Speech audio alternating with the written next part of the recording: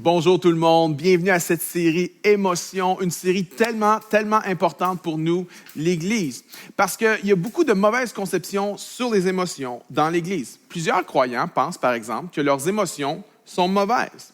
Mais nos émotions ne sont pas mauvaises. Imagine une vie sans émotions. Hein? Imagine, je sais pas, la première fois que tu vas au Grand Canyon, puis tu fais « bof ». Imagine la fille qui accouche puis qui voit son bébé pour la première fois qui fait « bof ». Imagine le gars à sa nuit de noces qui fait « bof ». Je pense que ce gars-là ne serait pas marié très longtemps. Hein? Nos émotions sont formidables. Sans nos émotions, la vie serait drabe et ennuyeuse. Mais nos émotions ne sont pas mauvaises. Elles sont là pour nous aider à nous connecter avec la nature, nous connecter avec les autres et nous connecter avec Dieu. Mais c'est vrai que parfois, il y a des émotions qui sont difficiles à vivre. Et c'est vrai que parfois, nos émotions sont très complexes. Alors, on doit apprendre à découvrir, à connaître qu'est-ce qui se cache sous la surface de nos émotions. Mon titre aujourd'hui, c'est « Qu'est-ce qui se cache sous la surface ?» Une des choses à comprendre avec les émotions, c'est que nos émotions sont des signaux. Nos émotions sont des indicateurs pour nous faire porter notre attention qu'il y a un déficit de quelque chose. Par exemple, physiquement, lorsque j'ai faim, mon corps envoie des signaux à mon attention pour me dire hey, « il faut que tu manges » parce que si j'ignore ce signal-là, si je ne mange pas, il va y avoir des conséquences sur mon corps. Spirituellement, c'est un peu la même chose. Notre âme a besoin de communion avec Dieu. Et lorsque je néglige la communion avec Dieu, mon âme m'envoie des signaux d'insatisfaction pour me faire voir que j'ai besoin de communion avec Dieu. Et c'est un peu la même chose avec nos émotions également. Nos émotions sont des signaux. La colère, c'est un signal. La peur, c'est un signal. La culpabilité, c'est un signal. Ce n'est pas nécessairement les problèmes. C'est plutôt comme des témoins lumineux sur le tableau de bord d'une voiture. Le problème, ce n'est pas le témoin lumineux. Le témoin lumineux est là pour attirer notre attention sur le vrai problème. Vois-tu, nos émotions, ce n'est pas le problème. Nos émotions sont là pour attirer notre attention sur les vrais problèmes. Nos émotions, ce sont des indicateurs. Lorsque je suis amer, c'est un signal que je dois investiguer quelque chose. Lorsque je suis en colère, c'est un signal que je dois investiguer quelque chose. Vois-tu, le problème, ce n'est pas le témoin. Le problème, c'est qu'est-ce que le témoin lumineux indique. Et si je ne porte pas attention, s'il y a des témoins qui s'allument et que je ne porte pas attention, à un moment donné, je vais tomber en panne. Vois-tu, il y en a qui pensent qu'ils sont plus brisés que les autres. J'aimerais vous dire ceci, c'est vrai, mais tout le monde est brisé. Tout le monde est brisé. Mais je crois que dans la vie, une des raisons qu'il y a des gens qui s'en sortent mieux que les autres, c'est qu'ils portent plus attention lorsqu'il y a des témoins lumineux qui clignotent sur leur tableau de bord. Nos émotions sont des indicateurs de quelque chose d'autre. Maintenant, si nos émotions sont des indicateurs, il faut faire attention à ce que nos émotions ne deviennent pas des dictateurs. Parce que c'est facile d'avoir nos émotions qui dirigent nos vies. Nos émotions doivent rester dans le siège du passager et non pas prendre le siège du conducteur. Parce que notre cœur, enseigne la parole de Dieu, est tortueux. En d'autres mots, tes émotions vont te tromper. Tes émotions vont te faire prendre des mauvaises décision. Et une fois que la poussière va être retombée, tu vas dire, mais qu'est-ce que j'ai pensé? Pourquoi j'ai dit ça? Pourquoi j'ai fait ça? Pourquoi je suis allé là? Pourquoi j'ai daté cette personne-là? Est-ce que j'avais perdu l'esprit? La réponse, c'est oui. Si tu te laisses diriger par tes émotions vont te faire prendre de mauvaises décisions. Celui qui est dirigé par ses émotions va prendre de mauvaises décisions. Attention à ce que nos émotions restent des indicateurs et ne deviennent pas des dictateurs. Maintenant, dans la Bible, la vie du prophète Jonas est une métaphore saisissante de ce qui arrive à quelqu'un lorsqu'il vit sous la dictature de ses émotions. L'histoire de Jonas nous enseigne que si tu n'apprends pas à gérer tes émotions vont gérer ta vie. Parce que c'est une chose d'être en colère. C'est une autre chose d'être contrôlé par la colère. C'est une chose d'être découragé. C'est une autre chose d'être contrôlé par le découragement. Si tu n'apprends pas à gérer tes émotions vont gérer ta vie. Et dans Jonas, chapitre 1, Dieu confie au prophète une mission vraiment intéressante, celle d'aller dans la ville de Ninive et de prêcher un message de repentance à ses habitants qui sont méchants et de grands pécheurs loin de l'Éternel. On lit ensemble Jonas 1, verset 1. La parole de l'Éternel fut adressée à Jonas, fils d'Amittai, en ces mots. Lève-toi, va à Ninive, la grande ville, et crie contre elle, car sa méchanceté est montée jusqu'à moi. Verset 3. Alors Jonas se leva pour s'enfuir à Tarsis. Tarsis, c'est à l'opposé de Ninive. C'est la direction diamétralement opposée. Dieu appelle Jonas à Ninive. Lui dit, je vais aller à Tarsis. Regardez, il descendit à Jaffa et trouva un navire qui allait à Tarsis. Lorsqu'on est maîtrisé par nos émotions, on va pas prendre la direction que Dieu nous donne, on va prendre une autre direction basée sur ce qu'on ressent, basée sur ce qu'on file. Non seulement ça va être la direction diamétralement opposée, mais j'aimerais dire ceci. Le texte dit que pour aller à Tarsis, Jonas est descendu à Jaffa. Lorsque tu es maîtrisé par tes émotions, peu importe la direction que tu vas décider de prendre, ça va toujours t'amener vers le bas, toujours t'amener vers Jaffa. Regardez la suite du verset 3. Il paya le prix du transport et s'embarqua avec les gens pour aller à Tarsis, loin de la face de l'Éternel. Voyez-vous, ça fait 2 fois, loin de la face de l'Éternel, loin de la face de l'Éternel. Lorsqu'on est maîtrisé par nos émotions, on est incapable de marcher dans ce que Dieu veut pour nous. On va marcher dans ce que nous, on veut pour nous. Et le texte dit qu'il paya le prix de son transport pour aller dans la mauvaise direction.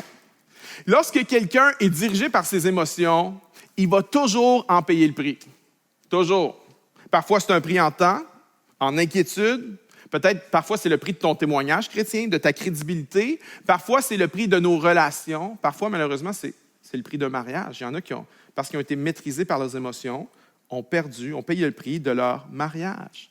Lorsque tu es maîtrisé par tes émotions, tu vas payer pour aller du mauvais côté, pour aller du mauvais bord. Regardez la suite, verset 4. Mais l'Éternel fit souffler un grand vent sur la mer, et il s'éleva sur la mer une grande tempête. Le navire menaçait de se briser. Bon, tous les marins connaissent qu'il y a des tempêtes, il y a des vents sur la mer, ça fait partie de l'ordre naturel des choses. Mais ici, le texte est clair. Cette tempête-là ne provient pas de l'ordre naturel des choses. Cette tempête-là a été provoquée parce que Jonas est dirigé par ses émotions. Mais Jonas, lui, il ne réalise pas ça. Il pense que c'est une tempête comme les autres. Jonas, sa vision des choses est altérée. Quelqu'un qui a les émotions, tu es dans le tapis dans tes émotions, ta vision des choses devient altérée. Tu peux penser qu'une tempête dans ta vie, c'est juste la vie, c'est inévitable, alors que ça peut être toi, parce que tu ne maîtrises pas tes émotions, qui a provoqué cette tempête-là. C'est souvent le cas. C'est souvent le cas des gens qui sont dirigés par leurs émotions. Il y a des tempêtes dans leur vie, ils ne réalisent même pas que c'est eux-mêmes qui les ont provoquées, qui les ont créées. Ils ne s'en rendent pas compte parce que lorsque tu es dans tes émotions, là, ta vision des choses est altérée. Il y a comme un filtre sur tes yeux. Tu vois les choses, mais tu ne les vois pas comme elles sont vraiment.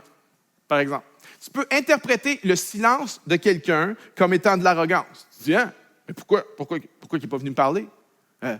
Pourquoi il m'a ignoré? Il a parlé à tout le monde, sauf me parler à moi. Et là, tu te mets à agir en fonction de ce que tu vois, mais il y a un filtre sur ce que tu vois parce que tes émotions sont dans le tapis.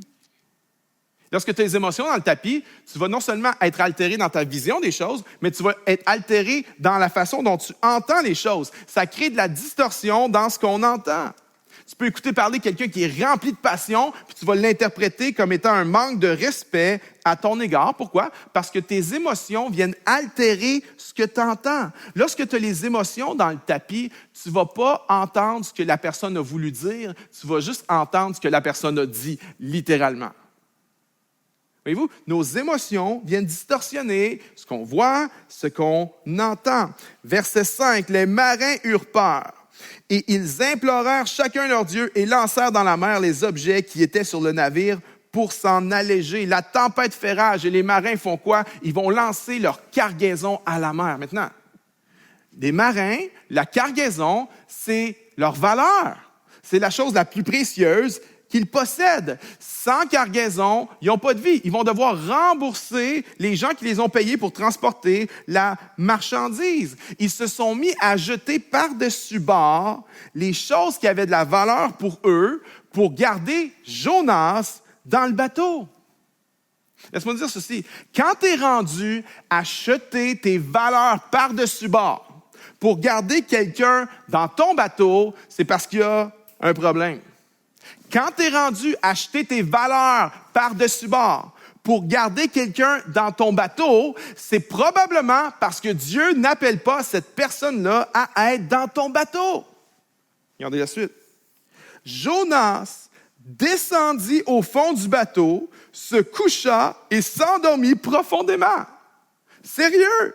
Tout le monde se débène, tout le monde essaie de survivre, tout le monde essaie de sortir de l'eau du bateau, lancer la cargaison. Et Jonas descendit au fond du bateau et se coucha et s'endormit profondément. Sérieux? Tout le monde en arrache, lui il dort. Tout le monde essaie de survivre, lui il dort la bouche ouverte comme un bébé. On essaie d'empêcher le bateau de couler, puis lui il s'en va dormir. Vois-tu, lorsqu'on est maîtrisé par nos émotions, ce qui se passe, c'est qu'on ne s'en rend pas compte, mais on devient complètement insensible à la portée de nos actions sur les autres. Complètement insensible à tout le dommage qu'on peut faire sur les autres. Et on en vient à être correct avec le fait que les gens doivent jeter leurs valeurs par-dessus bord pour essayer de calmer et de survivre à une tempête que nous avons provoquée. Maintenant, regardez ce qui se passe au verset 11. Ils lui dirent, les marins parlent à Jonas ici, ils lui dirent, « Que ferons-nous pour que la mer se calme envers nous? » Car la mer était de plus en plus démontée. Il leur répondit, « Prenez-moi, jetez-moi dans la mer, et la mer se calmera envers vous, car je sais que c'est moi qui attire sur vous cette grande tempête. » OK, Jonas est fascinant. Jonas se comporte vraiment comme un être irrationnel. Normal, Jonas ne maîtrise pas ses émotions. Jonas dit, « Jetez-moi à l'eau, puis vos problèmes vont être réglés. » Attends un peu, bro. Si c'est toi le problème, et si le fait que tu te retrouves dans la mer va régler le problème, mais pourquoi tu ne te jettes pas dans la mer toi-même? Parce que voyez-vous, lorsqu'on n'est pas maître de nos émotions, on va s'attendre à ce que les autres fassent pour nous ce qu'on devrait faire pour nous-mêmes. Jetez-moi dans la mer. Mais jette-toi tout seul, bro. C'est exactement ça que fait une personne qui n'est pas maître de ses émotions. Maintenant, regardez ce qui va se passer, verset 15. Puis ils prirent Jonas et le jetèrent dans la mer, et la fureur de la mer s'arrêta. Ces hommes furent saisis d'une grande crainte de l'Éternel. Ils offrirent un sacrifice à l'Éternel et firent des vœux. L'Éternel fit intervenir un grand poisson pour engloutir Jonas, et Jonas demeura dans les entrailles du poisson 3 jours et 3 nuits. Jonas, dans les entrailles du poisson, pria l'Éternel, son Dieu. Lorsqu'on n'est pas maître de nos émotions, on se retrouve à des endroits où on n'aurait jamais voulu se retrouver. On s'entend-tu que Jonas se retrouve dans un endroit terrible, dans un endroit dans le ventre d'un poisson pendant 3 jours? C'est épouvantable. Et là, Jonas, la seule chose qu'il peut faire, c'est de crier à Dieu.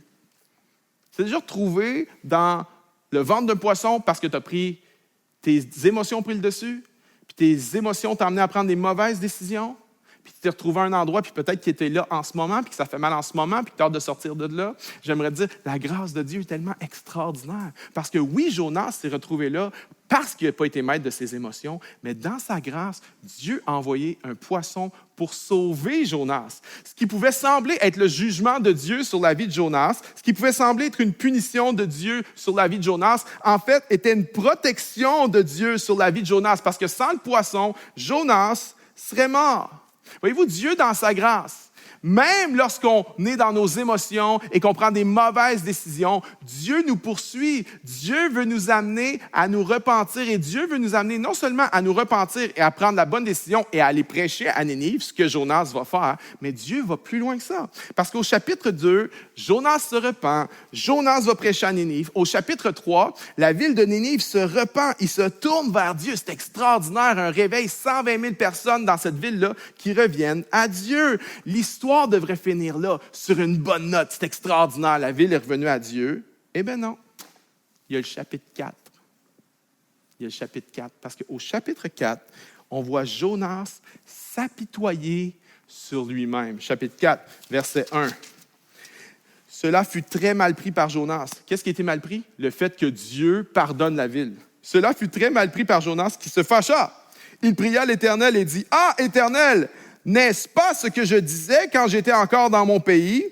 C'est ce que je voulais prévenir en fuyant à Tarsis, car je savais que tu es un Dieu qui fait grâce et qui est compatissant, lent à la colère et riche en bienveillance et qui regrette le mal. Maintenant, Éternel, prends-moi donc la vie, car la mort m'est préférable à la vie. » Attends un peu, l'histoire devrait finir juste bien maintenant. Le chapitre 4 est là pour nous enseigner plusieurs choses. Le chapitre 4 est là pour nous enseigner que le talent, que les dons, que l'appel de prophète, ce n'est pas suffisant. Dieu, ce qu'il veut, lui, c'est notre caractère. Et on vit dans une époque où on veut le chapitre 3. On veut l'appel du prophète. On veut prêcher aux foules. On veut faire des grandes choses pour Dieu. On vit dans une génération qui veut le chapitre 3, mais qui refuse le chapitre 4. Parce qu'au chapitre 4, Dieu vient dealer avec l'apitoiement de Jonas. Dieu vient poser des questions à Jonas pour qu'il réalise qu'est-ce qui se passe sous la surface de ses émotions. Regardez la question qu'on va lui poser, Dieu au verset 4. L'Éternel répondit, « Fais-tu bien de te fâcher? » Dieu va entrer dans un dialogue avec Jonas. Il va lui poser des questions pour lui faire réaliser ce qui se passe sous la surface de sa colère, sous la surface de ses émotions. Et là, je te donne en terminant 3 questions. 3 questions, écris-les.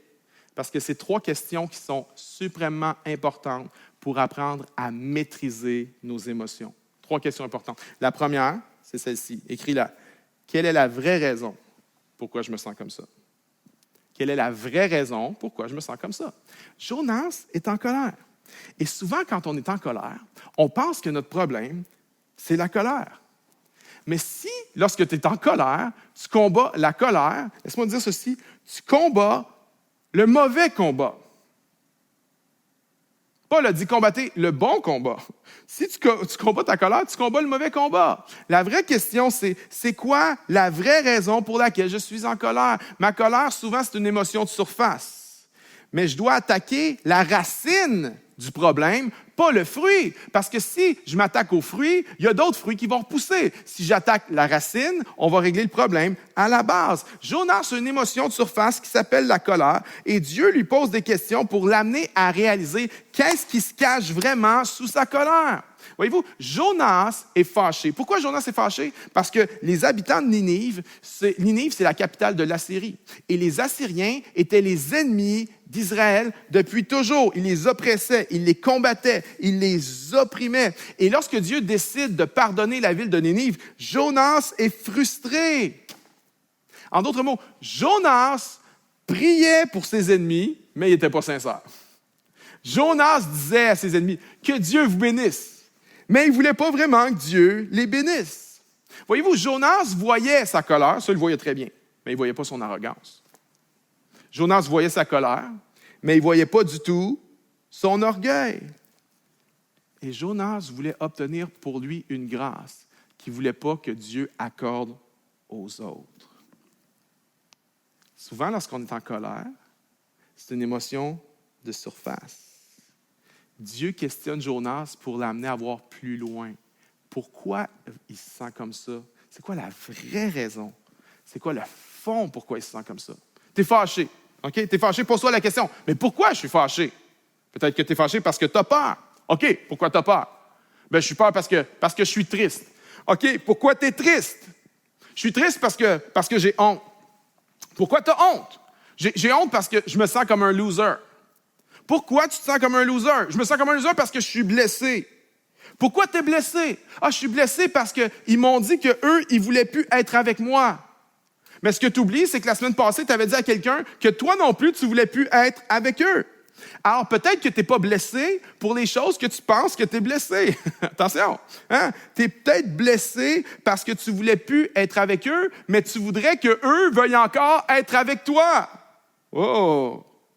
Voyez-vous, on n'est pas toujours blessé pour les raisons qu'on pense être blessé. On n'est pas toujours en colère pour les raisons qu'on pense être en colère. Si tu combats juste la colère, probablement que tu combats le mauvais combat. C'est quoi la vraie raison que tu es en colère? C'est quoi la vraie raison pourquoi tu es triste? C'est quoi la vraie raison pourquoi tu es découragé? C'est quoi l'émotion sous l'émotion de surface? Peut-être que c'est la peur, peut-être que c'est la jalousie, peut-être que c'est la convoitise, peut-être que c'est le stress, peut-être que c'est la honte, ou peut-être que c'est l'orgueil.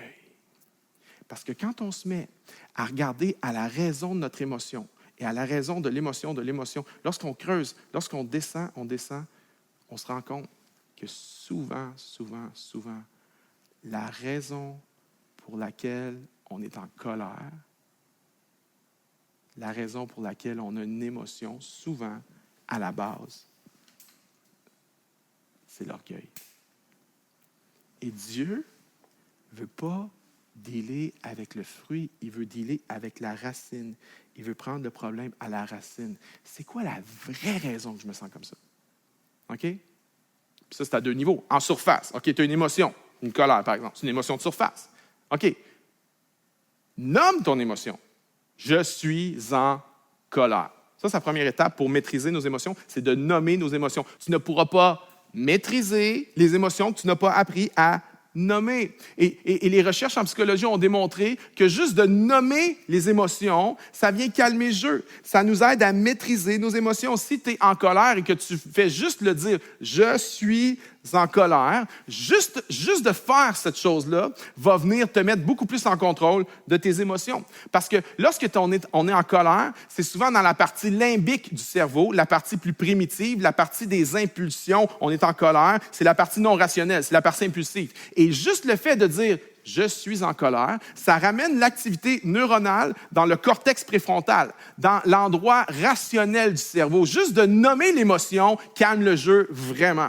Alors, déjà, il faut savoir, mais pourquoi, là? C'est quoi mon émotion de surface? La nommer, mais après ça, il faut aller un petit peu plus loin. Pourquoi je ressens ça vraiment? Et aller sous la surface et apprendre à savoir nommer les choses, l'émotion de surface puis l'émotion à la racine. Première question, quelle est la vraie raison pourquoi je me sens comme ça? Deuxième raison, est-ce que c'est vrai? Hein? Dieu a dit à Jonas, fais-tu bien de te fâcher? Est-ce que c'est vrai? Est-ce que c'est amplifié? Est-ce que tu as vraiment raison de te fâcher? En d'autres mots, c'est ça que Dieu dit à Jonas. Jonas, est-ce que tu as vraiment raison de te fâcher? Et Jonas répond, j'aimerais mieux mourir. Typique de quelqu'un qui n'est pas maître de ses émotions. Hein? Non seulement il agit de façon irrationnelle, mais lorsqu'on n'est pas maître de nos émotions, on se met à parler de façon irrationnelle. On se met vraiment à dire n'importe quoi. Attention à ne pas prendre tes émotions pour du cash. Est-ce que c'est vrai? Est-ce que c'est amplifié? Est-ce que c'est distorsionné? Est-ce que c'est vraiment vrai? Je sais que ça ne se dit pas, mais est-ce que c'est vraiment vrai? Il faut apprendre à challenger nos émotions et à pas juste tout gober nos émotions comme étant vraies, fiables et la réalité. Est-ce que c'est aussi pire que qu'est-ce que tu ressens? Probablement pas.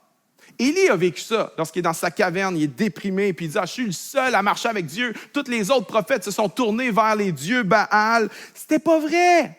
Il le savait que c'était pas vrai. Il avait eu l'information que c'était pas vrai, mais c'est comme ça qu'il se sentait. Attention à ne pas prendre nos émotions pour du cash. C'est pour ça qu'il faut se poser la question, est-ce que c'est vrai? Et c'est pour ça que le roi David avait appris à faire cette prière. « Sonde-moi, ô Dieu, et connais mon cœur, éprouve-moi et connais mes pensées. » David avait appris qu'il avait besoin de demander à Dieu de l'aider à faire le ménage dans ses émotions. « Seigneur, c'est quoi mes motifs? C'est quoi qui se cache derrière ça? Sonde-moi, ô Dieu, et connais mon cœur. » On a besoin de demander à Dieu de nous aider à départager ce qui est vrai, ce qui est faux, ce qui est amplifié, ce qui est distorsionné. Et la bonne nouvelle, c'est que Dieu est impartial. Alors, Dieu va toujours nous donner des bonnes réponses. C'est quoi la vraie raison pourquoi je me sens comme ça? Première question. Deuxième question, est-ce que c'est vrai? Ou c'est faux? Ou c'est amplifié? Ou c'est distorsionné? Deuxième question. Troisième question. Est-ce que me sentir comme ça va m'aider ou me nuire? Parce que des fois, c'est vrai. C'est vrai. Mais est-ce que ça t'aide de te sentir comme ça? Est-ce que ça va t'aider à obtenir ce que tu veux? Est-ce que ça va t'aider à aller plus loin? Est-ce que ça va t'aider à atteindre tes objectifs dans la vie? Est-ce que ça va t'aider à marcher dans l'appel de Dieu pour toi? Exemple très, très banal. Très banal. C'est même pas un exemple profond, mais tu es au resto. Puis le service est long. Ça fait 1 heure que tu es là. Puis tout à coup, tu t'aperçois qu'il y a des gens à l'autre table qui sont arrivés 15 minutes après toi puis qu'on leur sert le repas. Puis là, tu te revires vers ta femme et tu fais oh, t'as-tu vu ça? Là, OK, première question. Pourquoi je me sens comme ça? Parce que j'ai faim. OK, deuxième question. Est-ce que c'est vrai que j'ai faim? Oui, c'est vrai que j'ai faim. Troisième question. Est-ce que ça va m'aider d'être irrité envers le serveur? Est-ce que d'être irrité envers le serveur va me faire avoir ma commande plus vite ou plus rapidement ou moins rapidement? En fait, si je me fâche après lui, je risque d'avoir ma commande plus tard, puis je risque aussi peut-être d'avoir quelque chose dans ma bouffe que je ne voudrais pas avoir. Est-ce que ça t'aide ou ça te nuit? Voyez-vous, une des choses qui nous aide à maîtriser nos émotions, c'est de se poser la question, mais si je reste dans cet état-là, est-ce que ça va m'aider à atteindre mes objectifs? Est-ce que ça va m'aider à devenir la personne que Dieu veut que je sois? Si tu as une situation, OK, là, c'était un exemple léger, mais quelque chose de plus deep. Tu as une situation qui est tendue, tu es fâché, tu es en colère contre quelqu'un, contre ta femme, contre ton mari, contre tes enfants, contre tes ados, ça arrive, hein? Contre tes collègues de travail. OK, la question, c'est est-ce qu'être irrité et en colère et avoir une attitude un peu harcelante envers eux et un ton dur, est-ce que ça va t'aider à obtenir ce que tu veux? Est-ce que ça va t'aider à résoudre la tension ou le conflit?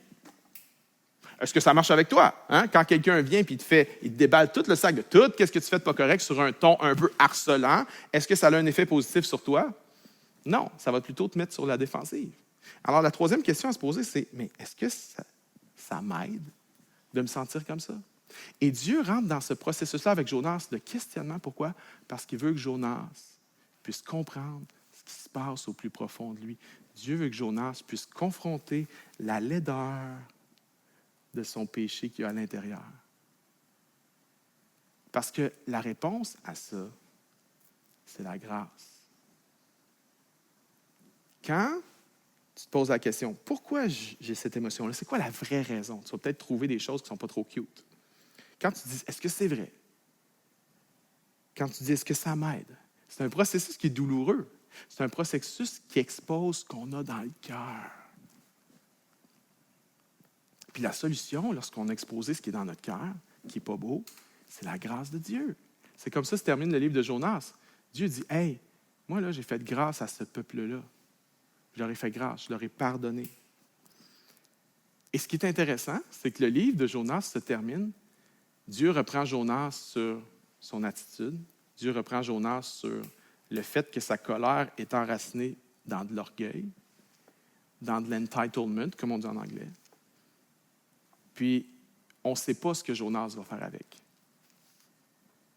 C'est comme si l'auteur laisse l'histoire non terminée pour nous suggérer, puis toi, qu'est-ce que tu vas faire, toi, quand une émotion te surface, tu te mets à creuser. Tu vas te dire, si tu te mets à creuser, la plupart du temps, tu vas trouver quelque chose qui n'est pas beau. Puis qu'est-ce que tu vas faire avec? L'auteur laisse le livre en suspens en disant, est-ce que Jonas va se repentir, lui? Les Ninivites se sont repentis. Est-ce que Jonas, lui, va se repentir? Est-ce que Jonas va laisser Dieu dealer avec ses émotions? Est-ce que Jonas va grandir? Ou est-ce que Jonas va rester un prophète qui s'apitoie sur lui-même, qui est maîtrisé par ses émotions, que par la grâce de Dieu, la chapelle, nous soyons des personnes qui vont se poser les questions, qui vont aller chercher le fond. Puis quand on va trouver le fond, on va l'amener au Seigneur, dire, Seigneur, merci pour ta grâce. Merci, Seigneur, tu pardonnes ma jalousie. Merci, Seigneur, que tu pardonnes mon orgueil. Merci, Seigneur, que tu guéris mes blessures. Que lorsqu'on va apprendre à examiner nos émotions, on va amener tout ça au trône de la grâce de Dieu. On va processer ces émotions-là et on va apprendre à maîtriser nos émotions. Laissez-moi prier pour nous.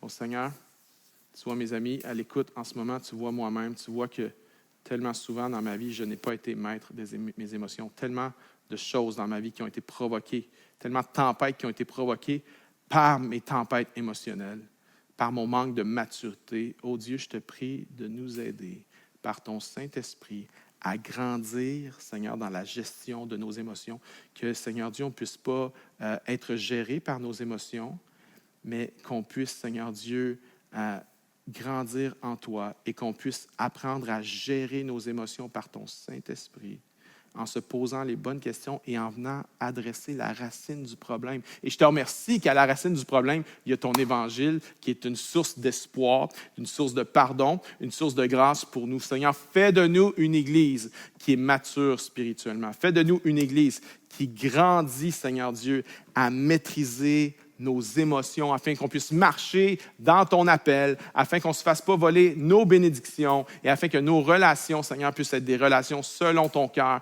qui vont de l'avant. Dans le nom de Jésus que j'ai prié, amen. À La Chapelle, on est là pour t'accompagner dans ton cheminement émotionnel. Spirituel, c'est la même chose. On est là pour t'accompagner dans ton cheminement. Et il y a plein de ressources disponibles pour toi sur notre site web, notre application mobile. Merci d'avoir été là, tout le monde. À bientôt.